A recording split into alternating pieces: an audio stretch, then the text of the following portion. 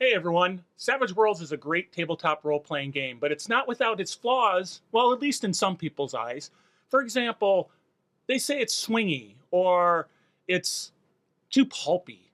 And why is that? Well, part of it is because of the exploding dice mechanic. I say embrace it. Savage World, one of the best games today. Hey everyone, it's Carl with Tabletop Tango. Look at the bubbles, do the stuff. We are your friendly neighborhood YouTube channel focused on the Savage Worlds tabletop role-playing game, and we would love likes, subscribe, support, all that good stuff because it's fun to see those numbers go up. So anyway, what am I talking about today? Well, I'm talking about exploding dice in Savage Worlds and why it's cool and why you should embrace it and not look at it as a flaw in the game system. So first off, what are exploding dice? So if you don't know, exploding dice are the concept of when you roll the highest number on a particular die, like a 4 on a d4, a 6 on a d6, you roll again, and then you add that number to what you rolled. So if I roll a d6 and I get a 6, that's a 6. I roll it again. Let's say I got a 5. Well, now I've got an 11 total. If I roll another 6, well, then I get to roll again, and I keep doing that, and I keep adding those values up until I get to a point where I no longer have rolled the highest number, which in Savage Worlds they call an ace. So that is the basics of the mechanic. And for Savage Worlds, they use that for trait rolls, which is skill rolls or ability rolls or damage. So it's used in a lot of places, all over the place. I mean, it's really one of the core tenets of the game system.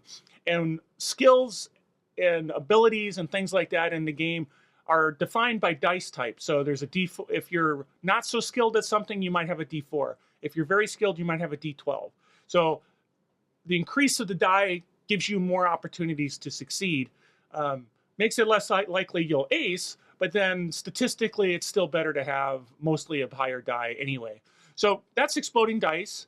You can imagine there's some interesting things that can happen narratively. Like, for example, I like to use the phrase, and I think I stole this from someone else, but I like to use the phrase that even a farmer with a pitchfork can take out a hero with the appropriate roll.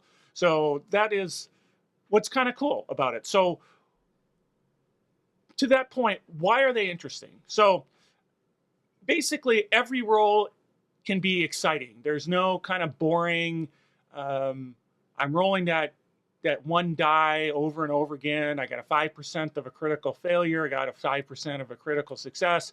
And that's just kind of over and over what I do.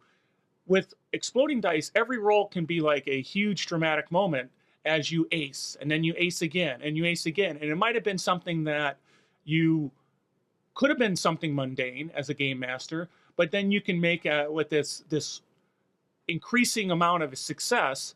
In Savage Worlds, just to set back a little bit, in Savage Worlds, you need a target number of 4 to be successful. And every time you get above that by 4, it's called a raise. And so the higher amount you get, the more likely you're going to have a greater success. Now, there's exceptions, things like melee combat or opposed rolls, things like that. But in the basic, your target number is 4. Every time you get another 4, it's called a raise. So you want those explosions. You want to be able to get more and more and have something exciting happens. Get something, you're just doing even a basic notice roll with an exploding dice and getting a raise.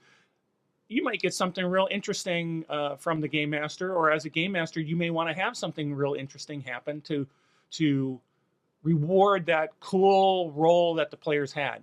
That also makes kind of the impossible possible. Now, this isn't saying that somebody's trying to jump a 500-foot gorge gets a great athletic roll, so they should be able to do it. But this is saying things that might be super hard, very little chance of succeeding. You need to have just the right circumstances. That super hard hacking job where you're going into the government computer that is so hard to get in that there's huge negatives to it, and you're a hacker and you want to be able to do it. Exploding rolls suddenly make that a possibility where maybe it wouldn't have been generally because it's just too hard of a system. You never get the roll over the DC of what you're trying to do, whatever. So it makes things kind of something that just you couldn't do, now you might be able to do within reason, obviously. So it's really cool. It creates great cinematic moments. The player is coming in for the attack and he's bracing himself for something bad to happen. He gets a huge explosion on his dice rolls and damage rolls, and he takes that foe out before he can react to him in a blinding flurry. The player can describe how this huge damage roll really impacted the combat, and it really adds for some very interesting cinematic narrative opportunities, especially when you tie it to the fact that in Savage Worlds there's things like support and tests where you can define what skills you want to use to help a fellow out, or what skills you want to use to, cause problems to the foe. And so those exploding rolls, getting into the foe's face or trying to taunt them, and then you get that exploding roll, and that makes it so that they can't take their action as well as they want to. It adds so much interesting narrative and cinematic nature to it. And then, like I mentioned, even somebody who's unskilled or not good at something has an opportunity with the explosions to have that incredible moment where they just are able to eke it out. I've had many a player who doesn't have really huge combat skills, and they're a face character or they're a researcher character or something like that. So they really didn't take combat, but they're up against a wall, and the last minute, somebody's coming at them, and those exploding rolls, maybe they only had a D4 in fighting, or maybe they even aren't skilled in fighting, and so it's a D4 -2. And they just hit those explosion, and that at last minute attack takes out the foe who is about to crush them, and and throwing in like they might do something like a desperate attack or a wild attack, which are things that add bonuses to your roll, your attack rolls or your damage rolls. So they could take advantage of some of those systems, go after it. It's just amazing when those moments happen. They just really get the players jazzed up. It's almost like in D&D where you roll that natural 20 on the last ditch saving throw, something like that. It's a similar feeling, but it's all the time it happens. So it's really kind of cool. So as a game master, as a player, how do you deal with it when you say, well, that makes it swingy? Most important thing is embrace the crazy. Embrace the fact that these things are going to happen. Build your world, build your adventures, build what you're trying to do around the fact that this is going to happen. So make it so that a raise on a skill check provides some extra. Make it so that every encounter isn't just a big bad guy standing up toe to toe where the players can one-shot them with a huge damage roll and take them out of the fight. Layer your combats. Have the minions, have many minions who the bad guys are hiding behind. Let the bad guys take advantage of cover. Let them take advantage of their own support and tests. Let them sort of protect themselves until the climactic moment, and bring up other, and I've got videos on building encounters like long time ago, probably in the 30s, I'm guessing. But so you can build those kind of moments, encounters around the fact that these dice may explode. You can also then let little things drive, which I should say, something that might have been a little thing like a simple notice roll, and they get an explosion, and so they get a couple of raises on it. Now suddenly you might just say, hey, this, and the players feel like they've done something special, even though it was a simple notice roll just to see if they see the clue. Well, now you're going to say, hey, I'll give them more. I'll give them even more insight because of that, and it adds for even the simplest, lowest, unimportant throwaway roll could be something exciting. So just take advantage of that. Embrace it. Second thing is, because of that swinginess, as people say, don't try to overbalance things. So there are games like D&D where there's challenge ratings and everything's supposed to be balanced from an encounter standpoint. That's super hard in Savage Worlds. Not saying you can't spend time trying to do it and look at what your players' abilities are and how they might use them. It certainly, I think it's a little bit of a fool's errand because it's so hard to really do that. So forget about it. make the players understand that in your world and the things you're doing, they're going to go up against foes and encounters that make sense. And it's up to them to decide whether they want to take on that, see if they get the great rolls, or it makes sense for them to come back later when they're ready for it.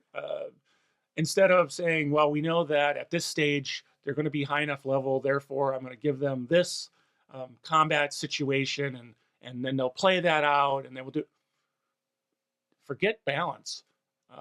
Make those counters hard if they're supposed to be hard. Make them easy if they're easy.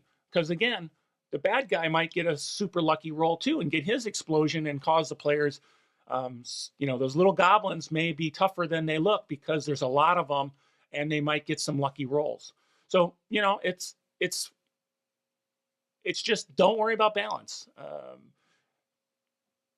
You don't have to throw it completely out of the window, keep things in the range you think they make sense, but in the end, it's really hard to balance. So I wouldn't worry too much about it. And then the last thing is really lean into those moments, those cinematic moments. Take advantage of when that explosion happens and something, get the players involved and what did that mean? How did that work? Drive them to role play out how things happen. This big success means something. What does it mean? Let them take advantage of it. Let them describe it. It's just another way of giving them more agency, giving them more buy-in, and having them excited about, again, I hit that ace, I hit that ace, I hit that ace. Wow, look at this roll I got. Oh, you hit and did damage. Hey, what did that mean? You tell me. That's just amazing, right? So another thing to look at. So again, embrace the craziness. Take advantage of that chaos that it causes to make things more cinematic, provide, kind of an exciting encounters that you don't balance, you just give them what they need to get and take it from there. So again, excitement in every roll, cinematic, anybody can be a hero if they get the right rolls. So exploding dice, part of what makes Savage Worlds fun, part of what makes it cool. Does that make it swingy? Does that make it too pulpy? I don't know, but I think it's worthwhile to play the game and just enjoy those critical raises and successes by when you rolled that you're just a mage who doesn't have a lot of fighting skill, but you rolled a D4 and got a 4. And then you rolled a D4 and got a 4. Then you rolled a D4 and got a 4. And you're like, suddenly my dagger might do something. So anyway, I'm Carl with Tabletop Tango. Look at the bubbles, do the stuff. We'd love your support, like, subscribes, all that good stuff. And hey, in the comments, tell me how exploding rolls made it exciting in your game. And that'd be cool to hear, because then we can all learn together. So again, thanks again. I'm Carl. Talk to you later. Bye. Savage Worlds, one of the best games today.